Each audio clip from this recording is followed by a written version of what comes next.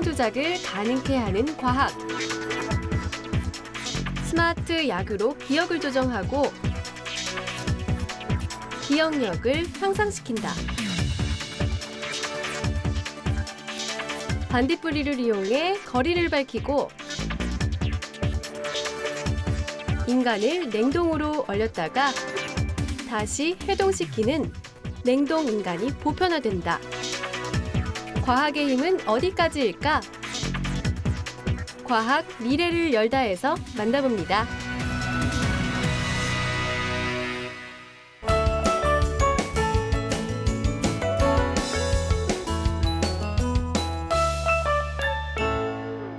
안녕하세요. 과학 미래를 열다의 이종우입니다. 과학자들은 앞으로 과학으로 인해 삶이 얼마나 어떻게 변할지 상상조차 할 수 없다고 말하는데요. 나노기술, 생명공학, 정과기술, 인지화학의 융합화로 인한 시너지가 개인과 집단의 성과를 극적으로 증대시키고 인류 문명에 대한 지원 시스템을 급격하게 증가시킬 것으로 예상하기 때문이죠. 그런데 과학 분야는 하루가 다르게 발전하므로 오늘 첨단 기술이라 알려진 것도 몇 년이 지나지 않아 구문이 되는 것이 다반사입니다. 바로 이런 면에서 미래에 찾아올 과학 분야를 사전에 파악하는 것은 매우 중요하지요. 개인적으로는 내가 원하는 미래, 즉 내가 앞으로 무엇을 하는 것이 좋을까를 선택할 수 있고, 큰 틀로는 우리가 세계 각국과의 경쟁에서 이길 수 있는 새로운 기술을 찾아가는 데도 도움이 될 수 있습니다. 오늘 저와 함께 살펴볼 생명과학도 우리의 미래를 앞으로 크게 변화시킬 것으로 보입니다.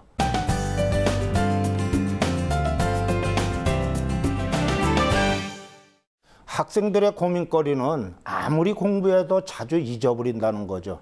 특히 분명히 알고 있었던 문제인데도 불구하고 시험 때 생각이 나지 않아 답을 맞추지 못했는데 끝나자마자 비로소 생각이 나 짜증을 내게 하죠.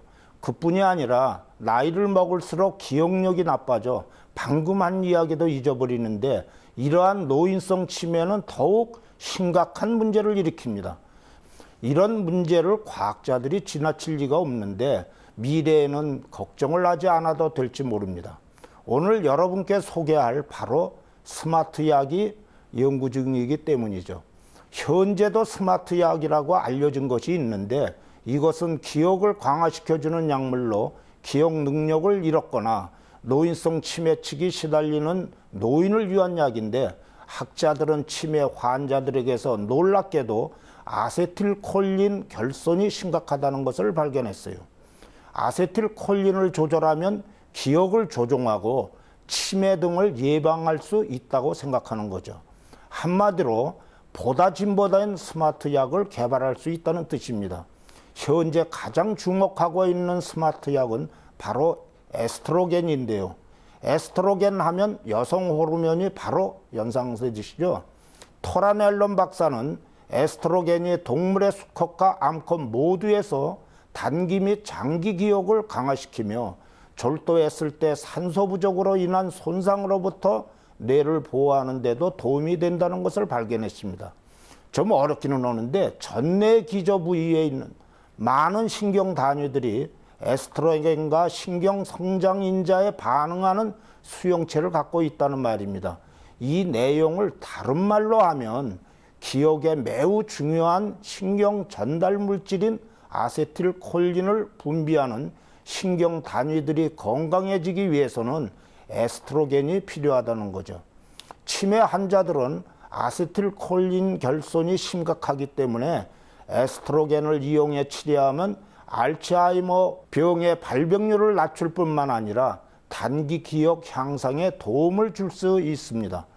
학자들의 연구는 이 분야에만 집중되는 것이 아니라 기존에 알려진 물질, 예를 들어 카페인, 설탕, 니코틴 등으로도 스마트 약을 개발하기 위한 가능성을 연구하고 있습니다. 특히 카페인에 주목하는 이유는 카페인이 집중력을 약화시키는 아데노신이라 부르는 수용체들 가운데 하나를 차단할 수 있기 때문입니다. 설탕을 넣은 커피 한 잔이 스마트 약이 될 수 있는 말도 있다는데요. 버지니아 대학의 폴 골드 박사는 설탕을 섭취했을 때 모든 연령층의 설추리 동물과 사람의 기억 능력이 향상된다고 주장했습니다. 특히 포도당이 아세틸콜린의 분비를 직접적으로 촉진시켜주기 때문이죠. 그렇다고 설탕을 무조건 많이 먹으면 당뇨병 등 다른 부작용이 생긴다는 것은 잘 알겠죠. 니코틴 또한 스마트 약의 일환으로 주목받고 있는데요. 담배의 니코틴이 사람의 단기 기억 향상에 좋다는 것은 이전부터 알려진 사항입니다. 하지만 문제는 스마트 약이 개발되었을 때 생각지 못한 부작용이 생길 수 있다는 겁니다. 다들 아다시피 니코틴 같은 경우는 사람의 몸에 해롭기도 하죠. 또한 카페인 경우 위장에 문제를 일으킨다는 것은 잘 알려져 있습니다. 물론 과학자들은 이러한 문제점이 없는 스마트 약을 개발하고 노력합니다. 이번에는 기억을 지우는 약을 한번 알아볼까요? 사람이 살다가 보면 가끔 지우고 싶은 기억이 생길 때가 있는데요. 사실 잊고 싶은 기억이 매일 나타나면 그만큼 고역은 없을 겁니다. 많은 연구 결과 네덜란드의 메렐 킨트 박사는 2009년 매우 놀라운 사실을 발견했습니다. 바로 베타 수용체 차단제인 프로프라놀롤이 기억이 되살아나는 것을 억제하는 효과를 갖고 있다는 겁니다. 킨트 박사는 프로프라놀롤을 먹은 사람과 먹지 않은 사람을 비교해서 실험을 했는데 프로프라놀롤을 먹은 사람은 현저하게 기억이 지워지는 것을 발견했습니다. 그렇다고 그러면 나쁜 기억이 지워지면 좋지만 좋은 기억들도 함께 지워지면 어떻게 되느냐고 질문할 수 있을 겁니다. 그런데 실험에 의하면 그럴 염려는 없다고 해요. 킨트 박사는 특정 기억이 갖는 정서적인 강도를 둔화시키는 거지 기억 자체를 지우는 것은 아니라고 말했습니다. 앞으로 좋은 기억은 계속 생각나게 하고 좋지 않은 기억은 가능한 한 나타나지 않게 하는 스마트 약이 개발되면 누구나 먼저 가지러 하겠지요.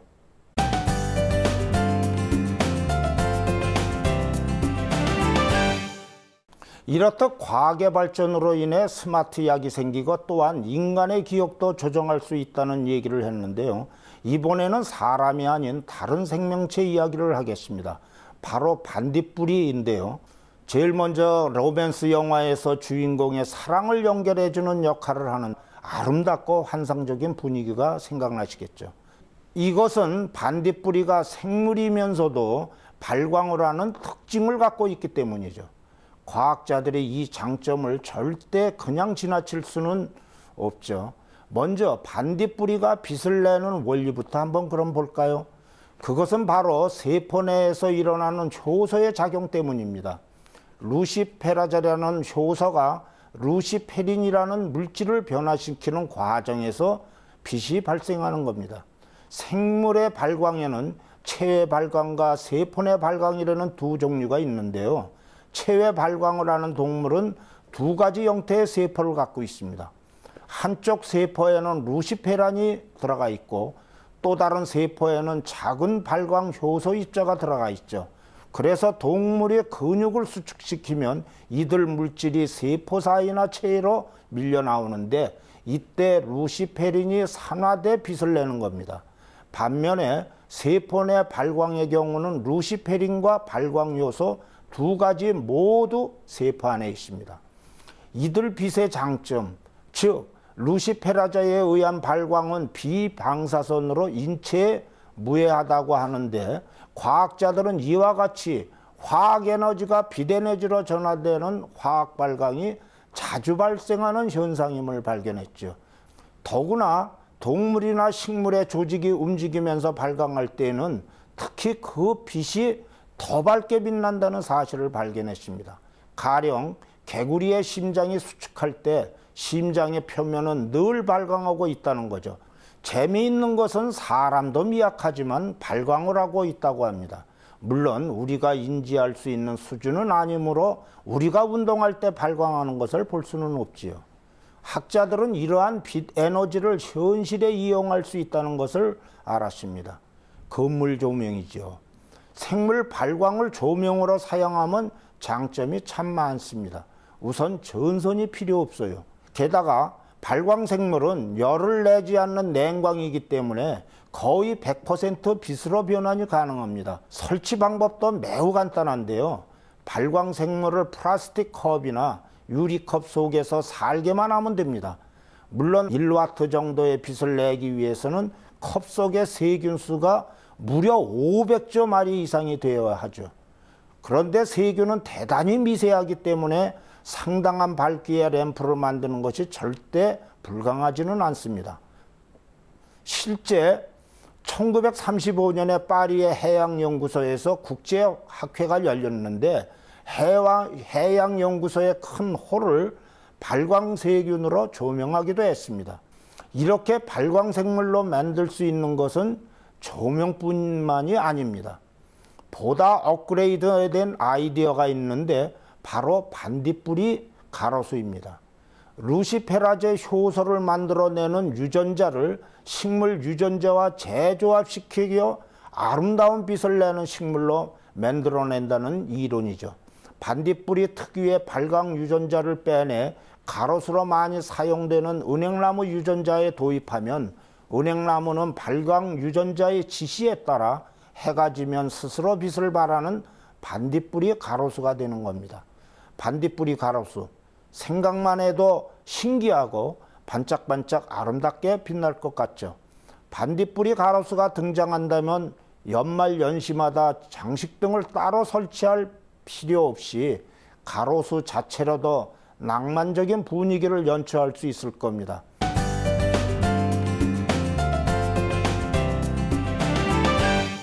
이번에는 여러분이 깜짝 놀라실 수 있는 이야기를 드려보겠습니다. 바로 냉동인간 이야기입니다.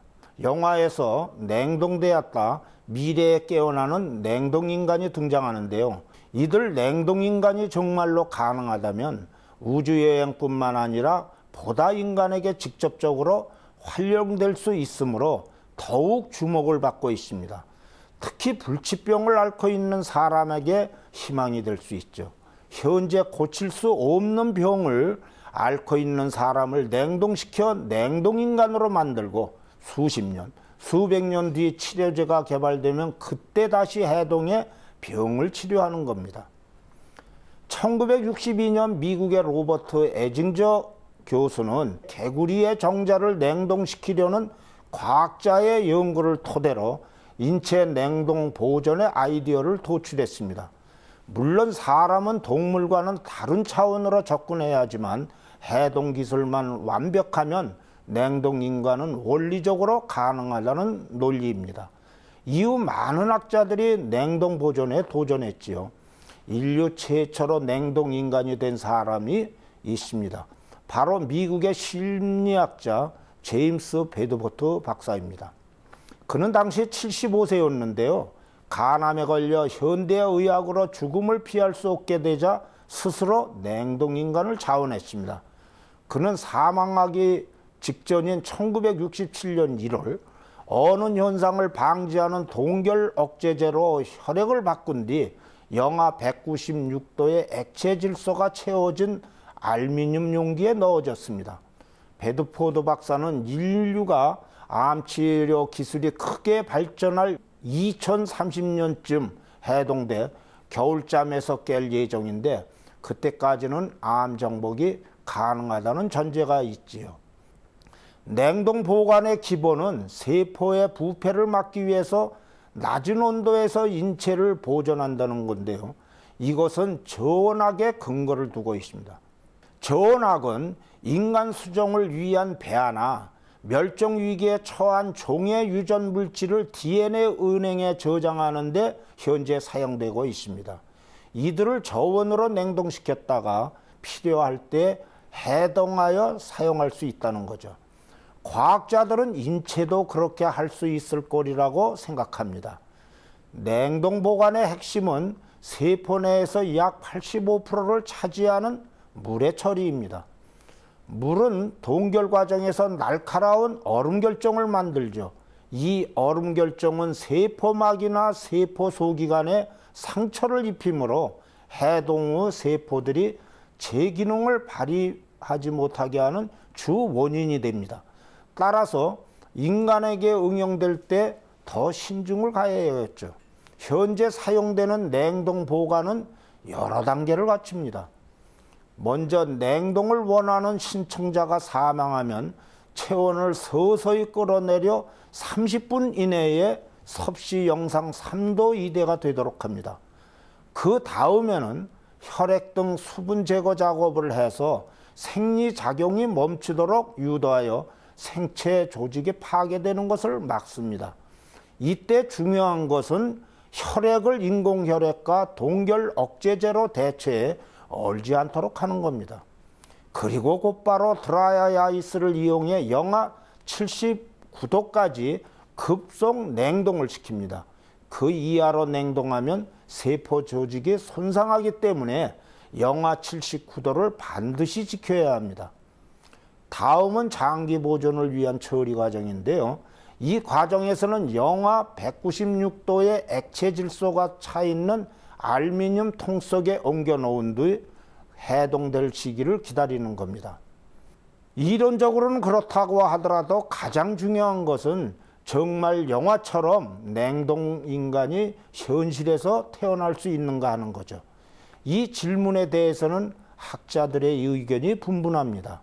이를 우려하는 학자들은 인체 세포가 60조 개 이상인데 이 세포들이 완벽하게 해동할 수 있지는 의심이 간다는 거죠.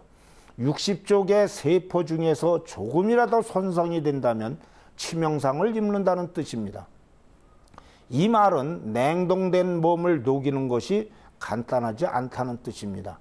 영하 196도에서 서서히 온도를 높여 시신에서 부동액을 빼놓고 혈액을 다시 투여해야 되는데 해동 과정에서 신체가 손상을 입게 되면 치명상이 된다는 뜻입니다. 많은 과학자들이 지금도 이 부분을 중점적으로 연구하는데 매우 고무적인 결과들도 발표되었습니다. 금붕어를 갖고 실험했는데 액체 질소로 급냉한 금붕어가 하얗게 얼어 있었는데도 불구하고 미지근한 물에 다시 넣어 주었더니 잠시 후 꼬리 지느러미를 흔들며 물속에서 헤엄쳤다고 합니다. 2002년에는 미국 캘리포니아 주립대학교에서 개를 2도에서 4시간 동안 냉각시킨 채 다시 살려냈다고 성공했습니다.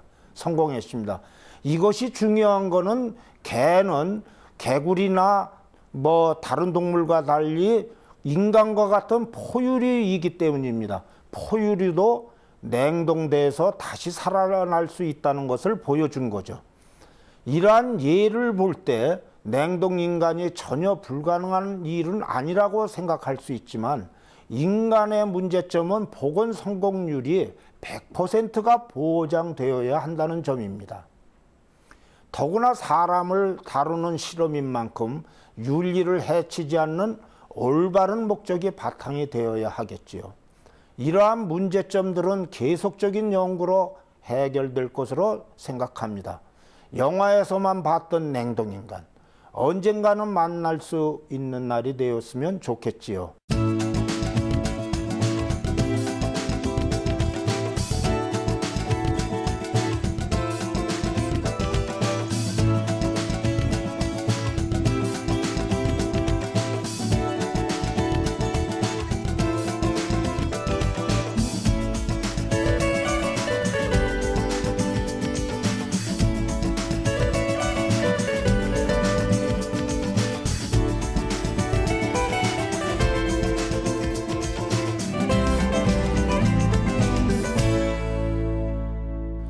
인간을 얼리고 녹이는 과학, 기억을 조정하는 약, 생명체를 이용해 가로수로 응용하는 놀라운 기술들을 알아봤는데요.